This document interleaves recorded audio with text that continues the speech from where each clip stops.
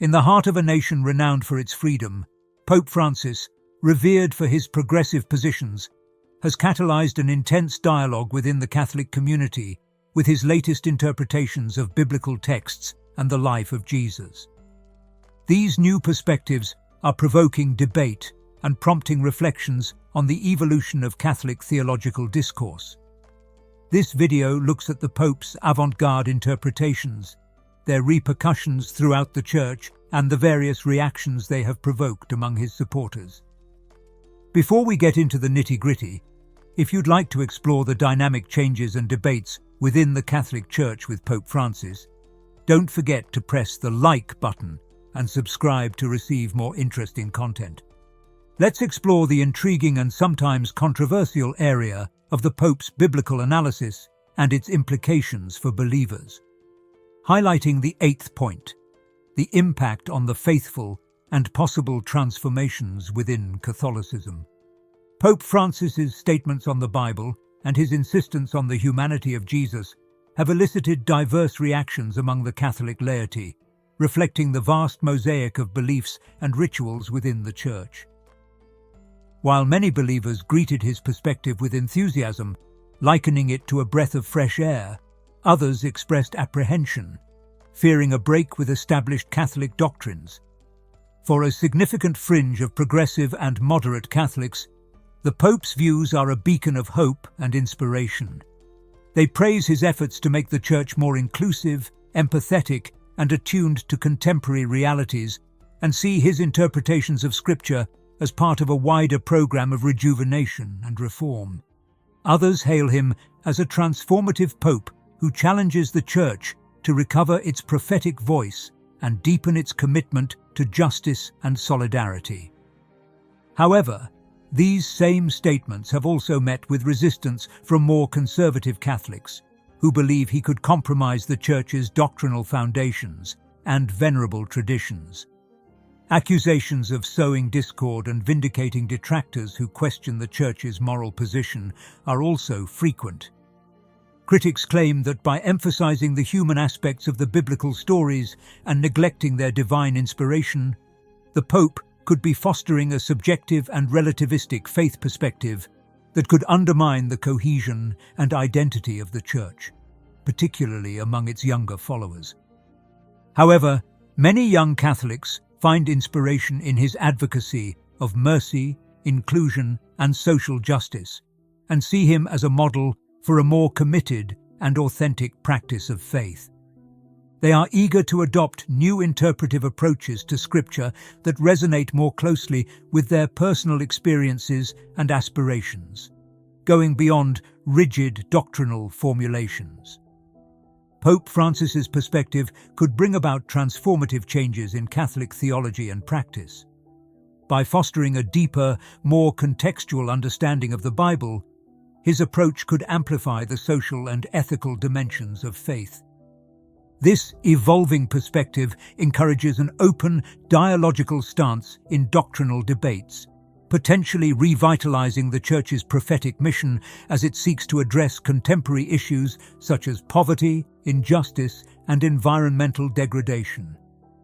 In the midst of these gradual changes, Francis's unorthodox views on the Bible and his emphasis on the humanity of Jesus have sparked debate and dissent, particularly among the more conservative and traditionalist Catholics. These groups perceive his ideas as threats to established doctrines. Issue 7 highlights how leaders such as Jim Wallis and Tony Campolo have fused evangelical faith with a commitment to social justice, adopting nuanced biblical interpretations. Similarly, Francis's ideas can resonate even in conservative Protestant circles.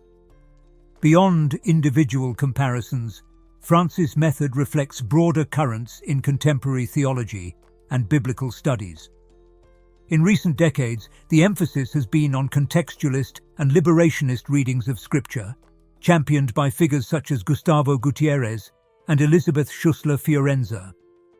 These scholars advocate interpreting the Bible not as an abstract, timeless text, but as a living, dynamic expression of the struggles and hopes of God's people. Francis's approach is in line with that of other Christian leaders, and fits in with broader trends in theology and scriptural analysis. Many Protestant scholars and leaders have long emphasized the human aspects of Scripture, advocating a reading that takes into account the historical and cultural milieu of its authors. They also stress the importance of aligning biblical interpretation with contemporary moral and social issues such as justice, equality, and environmental protection. Francis' biblical interpretations resonate with the views of many traditional Protestants who see Scripture as a living text adapted to today's challenges. His emphasis on Jesus' solidarity with the poor and marginalized also resonates with the social gospel tradition within Protestantism, which has long sought to apply Christian teachings to social and economic justice. While Pope Francis's perspectives have been welcomed by many for their fresh, humane approach to Scripture, they have also sparked dissent, particularly among some conservative or fundamentalist evangelical Protestants. These people insist on the divine inspiration and unchanging nature of the Bible, and defend its interpretation as a literal and infallible guide to faith and life. They fear that emphasizing the human elements of Scripture will undermine its authority and lead to relativism and subjectivism. Despite this, a faction of progressive, moderate voices is emerging within the evangelical community. These groups are more receptive to the use of historical, critical methods and contextual readings of Scripture. Figures such as Jim Wallis and Tony Campolo have been instrumental in fusing evangelical faith with a commitment to social justice and nuanced biblical interpretation, suggesting that Francis's views may find some alignment even in traditionally conservative Protestant circles. Francis's approach also reflects broader shifts in contemporary theology and biblical studies that prioritize contextualist and liberationist perspectives. These views advocate a reading of the Bible through the lens of the marginalized and oppressed, suggesting that the text is not simply a timeless, abstract artifact, but a vibrant, living word that addresses the tangible struggles and aspirations of God's people. If you found this discussion informative and would like to contribute to our channel, you can use the Super Thanks feature below. Don't forget to like and subscribe to stay up to date with our latest videos and join our community. Issue 6 highlights progressives who see critical historical methods as essential to deepening our understanding of the Bible's messages. They argue that by placing the text in its original context, we can better discern its enduring spiritual and moral messages, while recognizing its cultural and historical limitations. These debates have surfaced in various ecclesiastical controversies, such as those following the Pontifical Biblical Commission's 2002 document entitled The Interpretation of the Bible in the Church. This document supports the use of critical historical methods, but also advocates a holistic and spiritual reading of Scripture, rooted in the living tradition of the Church and aligned with the feelings of the faithful. As such, Pope Francis's interpretations of Scripture continue to resonate in many Protestant circles, particularly those influenced by liberal and progressive theological views. These groups have long emphasized the human dimensions of Scripture, arguing that the Bible should be seen as a compilation shaped by the historical and cultural contexts of its authors and relevant to contemporary moral and social issues such as justice, equality, and environmental protection. Francis's emphasis on Jesus' solidarity with the poor and marginalized not only strengthens the social gospel tradition within Protestantism, but also challenges all Christians to apply their faith to the pressing social and economic injustices of our time. At the same time, its perspectives continue to provoke debate and concern among more conservative evangelical Protestants, reflecting a community of faith engaged in a dynamic and ongoing dialogue about the nature and interpretation of its sacred texts. The Council's Document 5 on Divine Revelation, Verbum Domini, stresses the importance of recognizing the Bible's human authors and their historical contexts, while affirming the primacy of God's paternity. After the Second Vatican Council, Catholic biblical studies were profoundly influenced by these historical critical approaches. Scholars have endeavored to place the Bible in its Greco-Roman and Near Eastern context, examining the influences and parallels of other ancient literatures and religions. They have examined the complex processes of writing and canonization of the oral traditions that shaped the composition and transmission of the Bible. However, the adoption of historical critical methods has sometimes provoked tensions within the Church, particularly between traditionalists and progressives. Some conservatives argue that these methods risk reducing the Bible to a mere human document, thus stripping it of its divine authority and inspiration. These groups fear that excessive attention to the Bible's historical and cultural context could lead to a relativistic and subjective interpretation, undermining the Church's doctrinal teachings. Document 4 develops one of the most remarkable facets of Pope Francis's approach: his emphasis on the humanity of Jesus and his concern for the poor and marginalized. In his public teachings, Francis consistently presents Jesus not as a distant divine figure, but as a close human being, deeply enmeshed in the struggles and sufferings of ordinary people. This image is particularly evident in Francis's frequent references to Jesus' ministry to the poor, the sick, and the marginalized. In his 2018 apostolic exhortation, Gaudet et Exultat, Francis explained that Jesus' life and death embody the supreme manifestation of God's love for humanity. He affirmed that Jesus' final sacrifice on the cross revealed the depths of this divine love.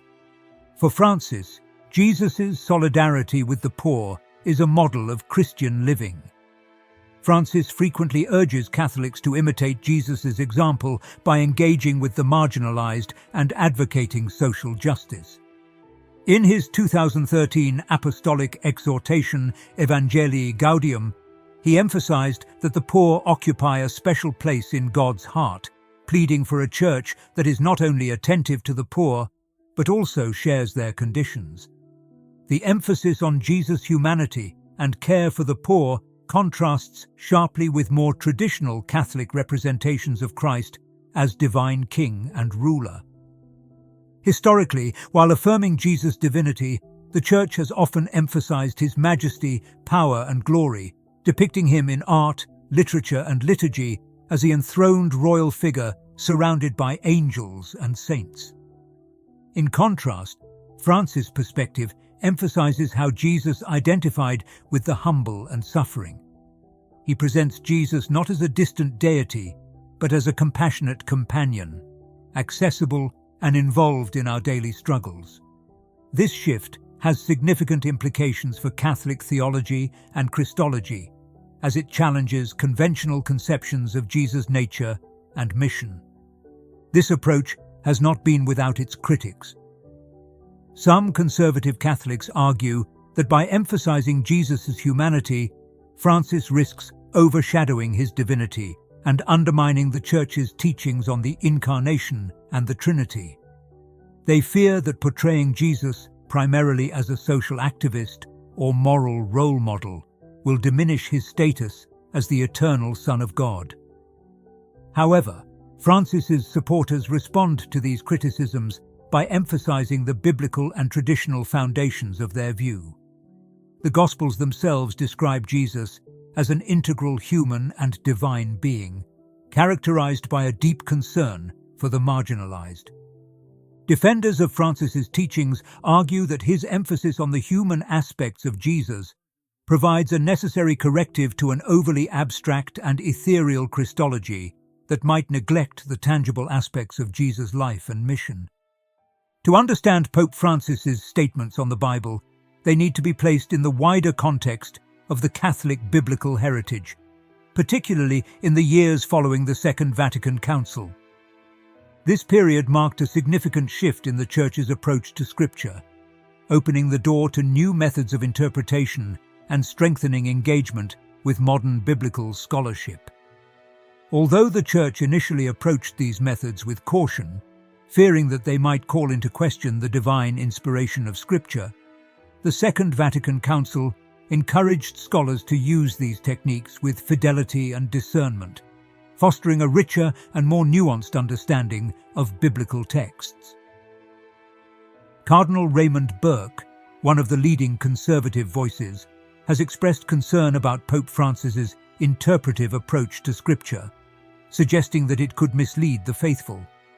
He insists that the Church must defend the literal truth of the Bible, especially when it comes to faith and morals. Similarly, other conservative commentators have described Francis's methods as heretical, even apostate, accusing him of departing from fundamental Catholic beliefs. These critics point to the Second Vatican Council's declaration on the inerrancy of the Bible, arguing that Francis's statements contradict this crucial doctrine. However, Francis's supporters argue that his approach is well aligned with the rich traditions of Catholic biblical interpretation. They point out that the Church has historically recognized various literary forms in the Bible, such as poetry, parables, and metaphors, indicating that a simplistic literal interpretation is not the only method of understanding the texts.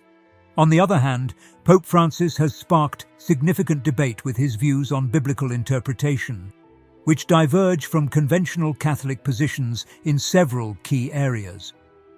While the Church has always taught that Scripture is divinely inspired and infallible, Francis has emphasized its human aspects and the need to interpret it through the perspectives of modern scholars and contemporary experiences. In a 2016 interview with the Italian newspaper La Repubblica, Francis stressed that the Bible is not a newspaper and should not be read as a historical document. He suggested that the creation stories in Genesis are not literal historical accounts, but theological and metaphorical narratives that convey spiritual truths about God and humanity. Furthermore, in a homily delivered in 2017, he proposed that the miracle of Jesus multiplying the loaves and fishes is not a literal event, but rather a metaphor for the sharing and solidarity that Jesus inspired in his disciples. He stressed the importance of interpreting Scripture in a way that is meaningful and relevant to believers today, rather than adhering strictly to literalism. These statements have provoked strong objections from conservative Catholics and adherents of biblical literalism who claim that Francis is compromising the authority of Scripture and the traditional teachings of the Church. They accuse him of yielding to modern secular norms at the expense of orthodox doctrine and of challenging the interpretive frameworks that have long guided Catholic understanding of the Bible. In 2013, the Catholic Church underwent a fundamental transformation with the election of Cardinal Jorge Mario Bergoglio as Pope Francis. The first Jesuit and the first native of the Americas to ascend to the papacy, his election marked a significant break with traditional ways. From the outset, Francis was recognized for his unique style and vision of the Church. Known for his humility and simplicity, he eschewed the opulence typically associated with his office, choosing to live in the Vatican guest house and opt for simpler clothing. These choices underline his commitment to a church that gives priority to the needs of the poor and marginalized. Throughout his pontificate, Francis has emphasized mercy, inclusion, and environmental protection. He has called for a more compassionate church that welcomes all people, whatever their origins or circumstances. His inclusive approach also extends to promoting interreligious dialogue and building bridges with other religious communities. In his encyclical Laudato Si', Francis emphasized the need to tackle climate change and environmental protection, presenting them as issues of social justice that disproportionately affect the poor and vulnerable. The document positioned him as a world leader on environmental issues and underlined his commitment to tackling contemporary challenges. Pope Francis has also sought to reform the Church, addressing issues such as clergy sexual abuse, increasing transparency in Vatican finances, and decentralizing ecclesiastical authority. While these efforts have met with resistance in some quarters, many Catholics have enthusiastically welcomed his attempts to modernize and rejuvenate the Church. However, Francis's innovative approaches to doctrine and theology, particularly his interpretations of Scripture, have sparked controversy and concern among traditionalists. Some critics claim that his statements on the Bible and Jesus undermine the Church's teachings and sow confusion among the faithful. Despite these criticisms, Pope Francis remains a beloved figure among many Catholics who appreciate his pastoral approach and commitment to social justice. His popularity extends beyond the Church, and many non-Catholics admire his humility, compassion, and commitment to global issues. Thank you for following us. If you've enjoyed our dive into the leadership of Pope Francis, don't forget to like, subscribe, and press the bell icon so you don't miss our next videos. Let us know your thoughts in the comments below. We'd love to hear them.